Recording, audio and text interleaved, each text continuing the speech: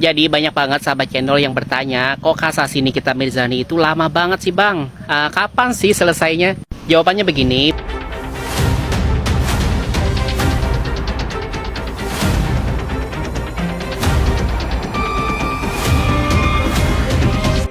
Mungkin banyak yang berharap dan berdoa agar jaksa juga mengajukan kasasi dalam kasus Nikita Mirzani dan Ismail Marzuki.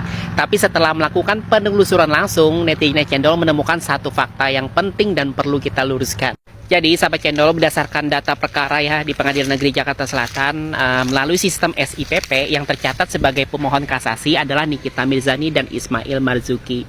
Sementara termohon kasasinya adalah 5 orang jaksa penuntut umum. Artinya sampai di titik ini tidak ditemukan bahwa jaksa sebagai pihak yang mengajukan kasasi ya, berbeda dengan tahap banding sebelumnya, di mana posisi para pihak bisa saling berhadapan sebagai pemohon dan termohon. Nah, secara administrasi dan fakta persidangan, ini memberikan gambaran bahwa upaya kasasi kemungkinan besar hanya ditempuh oleh pihak terdakwa ya, baik Nikita Mirzani ataupun Ismail Marzuki. Kalau kita menggunakan logika hukum yang sederhana saja di tingkat banding ya, seluruh dakwaan jaksa kan telah dinyatakan terpenuhi, putusan diperberat, kemudian pasal yang didakwakan dinilai terbukti.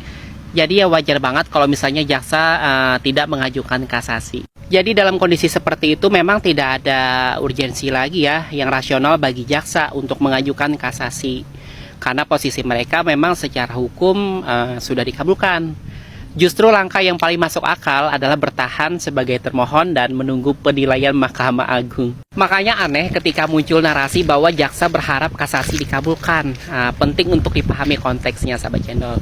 Yang sedang diuji ulang saat ini bukan tuntutan jaksa, catat ya, melainkan keberatan dari pihak yang merasa putusannya masih perlu diperiksa kembali. Jadi di tahap kasasi ini bukan soal rame-rame mendukung siapa ya, tetapi soal siapa yang memilih bertarung lagi, karena yakin masih ada ruang hukum yang belum selesai. Jadi banyak banget sahabat channel yang bertanya, kok kasasi Nikita Mirzani itu lama banget sih bang? Kapan sih selesainya? Jawabannya begini, bahwa kasasi itu sebenarnya memang punya aturan batas waktu normatif ya, bukan tanpa aturan sama sekali. Secara hukum acara pidana, proses kasasi di Mahkamah Agung memang dibatasi waktu secara internal. Mulainya dari pengajuan kasasi, pengiriman berkas dari Pengadilan Negeri ke Mahkamah Agung maksimal 30 hari. Nah, setelah berkas diterima, Hakim Agung punya waktu 50 hari untuk memutus dan dapat diperpanjang hingga 60 hari. Sehingga total pemeriksaan bisa sampai 110 hari. Sebagaimana praktik yang merujuk pasal 28 KUHP.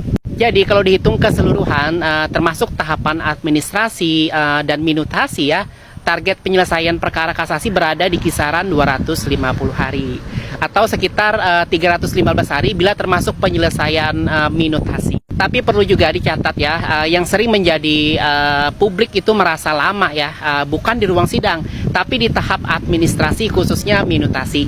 Jadi penyelesaian dan pengiriman salinan putusan ya.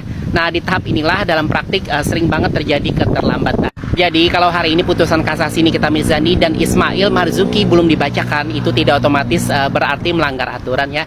Tetapi menunjukkan bahwa prosesnya masih berjalan dalam koridor yang secara normatif memang diberi ruang waktu. Jadi kesimpulannya secara aturan ada target waktu, secara praktik bisa bergeser karena kompleksitas dan administrasi. Dan selama putusan belum dibacakan, perkara ini masih sah disebut sebagai proses hukum yang berjalan. Itulah sebabnya menilai hasil sebelum waktunya, apalagi memastikan menang atau kalah, justru bertentangan dengan logika hukum itu sendiri. Itu ya si grup Tante Meta atau grup keluarga Judol dan buzzer-buzzernya bilang kalau kasasinya NM itu ditolak.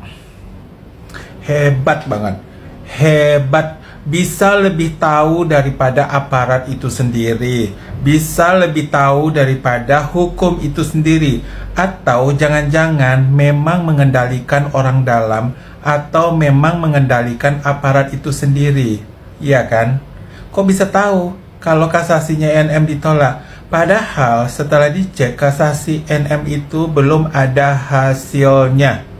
Tapi grup-grup ini sudah tahu hasilnya akan ditolak. Kan aneh. Anehnya adalah apakah grup-grup ini mengendalikan aparatur atau grup-grup ini yang tahu isi aparatur itu sendiri. Hai guys, udah lama ya kita nggak membicarakan kasus Niki ya. Kenapa?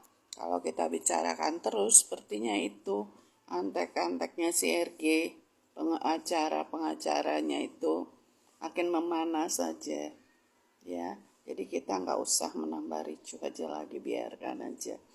Kita berharap di kasasi nanti para hakim itu tidak melihat dasarnya atas tindakan-tindakan atau kelakuan Niki yang kata mereka itu menurut mereka melawan hukum. Misalnya aja dia selalu menunjukkan sikap yang tidak baik di dalam persidangan.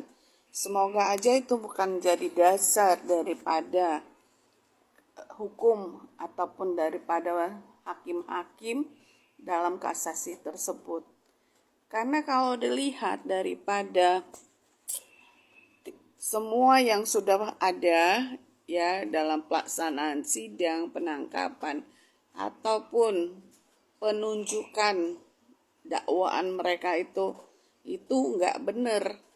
Karena semuanya itu ya kita udah tahu deh dari awalnya, semuanya seperti suka-suka mereka. Apa yang didakwakan kemudian berubah seenaknya dan lain sebagainya.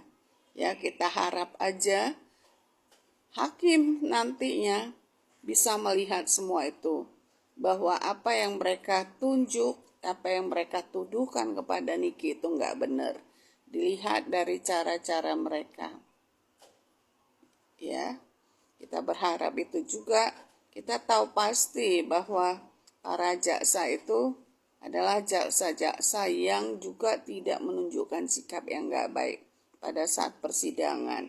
Betapa arogannya, dan dia sendiri tidak menunjukkan hal sebagai jaksa yang benar pada saat dia selfie ya mungkin karena mereka merasa ruang sidang itu adalah milik mereka dan mereka sudah termakan dengan duit.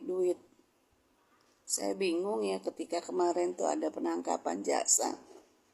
Saya bingung kenapa mereka ini tidak ikut dalam penangkapan tersebut.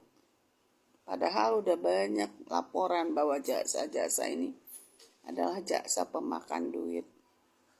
Apakah hukum sekarang ya sudah terpengaruh dengan kata-kata ya kalau dikit-dikit buat makan nggak apalah. Makanya orang-orang seperti itu diloloskan. Ya sekarang hukum seperti itu sepertinya. Kalau cuma dikit-dikit orang-orang yang kita harap bisa dimasukkan ke penjara bisa lolos. Yang ditangkap itu yang gede-gede dan tidak berbagi.